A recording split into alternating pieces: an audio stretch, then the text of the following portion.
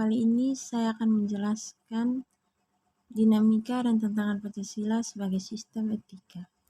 Perlu kita ketahui terlebih dahulu apa itu etika. Etika berasal dari bahasa Yunani, ethos yang artinya tempat tinggal, yang biasa padang rumput, kandang, kebiasaan, adat, watak, perasaan, sikap, dan cara berpikir. Secara etimologis, etika berarti ilmu tentang segala sesuatu yang biasa dilakukan atau ilmu tentang adat, kebiasaan. Dalam arti ini, etika berkaitan dengan kebiasaan hidup yang baik dan tata cara hidup yang baik pada diri seorang atau masyarakat. Kebiasaan hidup yang baik ini dianut dan diwariskan dari suatu generasi ke generasi yang lain. Dalam artian ini, etika sama maknanya dengan moral. Etika dalam arti yang luas ialah ilmu yang membahas tentang kriteria baik dan buruk, keseluruhan perilaku manusia dengan norma dan prinsip-prinsip yang mengaturnya itu kerap kali disebut moralitas atau etika. Yang berikut etika menurut Lacy. Yang pertama, sesuatu yang fundamental yang dicari orang sepanjang hidupnya. Yang kedua, suatu kualitas atau tindakan yang berharga, kebaikan, makna atau pemenuhan karakter untuk kehidupan seseorang. Yang ketiga, suatu kualitas atau tindakan sebagian membentuk identitas seseorang sebagai pengevaluasian diri, penginterpretasian diri, dan pembentukan diri. Yang keempat, suatu kriteria fundamental bagi seseorang untuk memilih suatu yang baik di antara berbagai kemungkinan tindakan. Yang kelima, suatu standar yang fundamental yang dipegang oleh seseorang ketika bertindak laku bagi dirinya dan orang lain. Yang keenam, suatu objek nilai atau suatu hubungan yang tepat dengan sesuatu yang sekaligus membentuk hidup yang berharga dengan identitas kepribadian seseorang. Yang berikut aliran-aliran etika. Etika keutamaan adalah teori yang mempelajari keutamaan, artinya mempelajari tentang perbuatan manusia, baik atau buruk.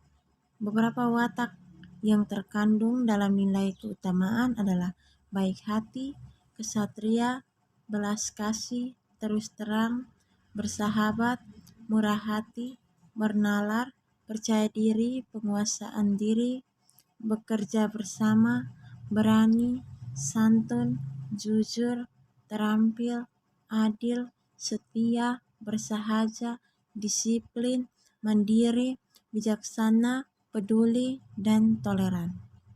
Etika teleologis adalah teori yang menyatakan bahwa hasil dari tindakan moral menentukan nilai tindakan atau kebenaran tindakan dan dilawankan dengan kewajiban. Yang ketiga, etika deontologis adalah teori etis yang bersangkutan dengan kewajiban moral sebagai hal yang benar dan bukannya membicarakan tujuan atau akibat. Etika Pancasila adalah cabang filsafat yang dijabarkan dari sila-sila Pancasila untuk mengatur perilaku kehidupan bermasyarakat, berbangsa, dan bernegara di Indonesia. Sehingga dalam nilai Pancasila ada nilai ketuhanan, kemanusiaan, persatuan, kerakyatan, dan keadilan. Ini membentuk perilaku manusia Indonesia dalam semua aspek kehidupannya. Ketuhanan mengandung dimensi moral berupa nilai spiritualitas yang mendekatkan diri manusia kepada Sang Pencipta, ketaatan kepada nilai agama yang dianutnya. Yang kedua, kemanusiaan mengandung dimensi humanus, artinya menjadikan manusia menjadi lebih manusiawi agar meningkatkan kualitas kemanusiaan dalam pergaulan antar sesama. Yang ketiga, persatuan mengandung dimensi nilai solidaritas, rasa kebersamaan, dan cinta tanah air. Yang keempat, Kerakyatan mengandung dimensi nilai berupa sikap menghargai orang lain, mau mendengar pendapat orang lain, dan tidak memaksakan kehendak orang lain. Yang kelima, keadilan mengandung dimensi nilai peduli atas nasib orang lain dan kesediaan membantu orang lain. Yang berikut alasan Pancasila sebagai sistem etika. Yang pertama, dekadensi moral yang melanda kehidupan masyarakat, terutama generasi muda, sehingga membayangkan kelangsungan hidup bernegara. Yang kedua, korupsi masih merajalela karena para penyelenggara negara tidak memiliki rambu-rambu normatif dalam menjalankan tugasnya. Yang ketiga, kurangnya rasa berkontribusi dalam pembangunan melalui pembayaran pajak. Yang keempat, pelanggaran hak-hak asasi manusia.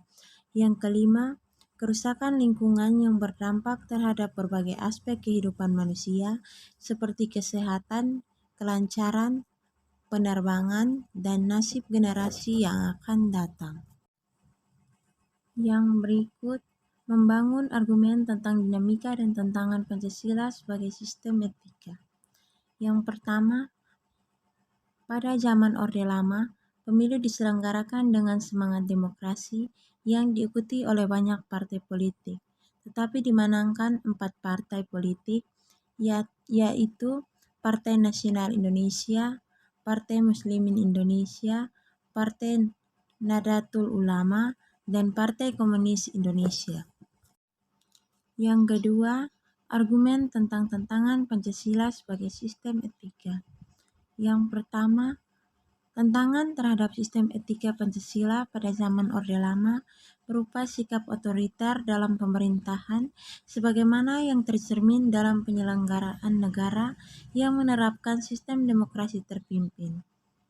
Yang kedua, tantangan terhadap sistem etika Pancasila pada zaman Orde Baru terkait dengan masalah NKK yang merugikan penyelenggaraan negara. Yang ketiga, tantangan terhadap sistem etika Pancasila pada era reformasi berupa euforia kebebasan politik sehingga mengabaikan norma-norma moral. Yang berikut, esensi Pancasila sebagai sistem etika. Yang pertama, hakikat sila ketuhanan terletak pada keyakinan bangsa Indonesia bahwa Tuhan sebagai penjamin prinsip-prinsip moral. Artinya, setiap perilaku warga negara harus didasarkan atas nilai-nilai moral yang bersumber pada norma agama. Yang kedua, hakikat sila kemanusiaan terletak pada actus humanus, yaitu tindakan manusia yang mengandung implikasi dan konsekuensi moral, yang dibedakan dengan actus homini, yaitu tindakan manusia yang biasa. Yang ketiga, hakikat sila persatuan terletak pada kesediaan untuk hidup bersama sebagai warga bangsa yang mementingkan masalah bangsa di atas kepentingan individu atau kelompok. Yang keempat, hakikat sila kerakyatan terletak pada prinsip musyawarah untuk mufakat, artinya menghargai diri sendiri sama halnya dengan menghargai orang lain. Yang kelima, hakikat sila keadilan sosial bagi seluruh rakyat Indonesia merupakan perwujudan dari sistem etika yang tidak menekankan pada kewajiban semata atau menekankan pada tujuan belaka, tetapi lebih menonjolkan keutamaan yang terkandung dalam nilai keadilan itu sendiri.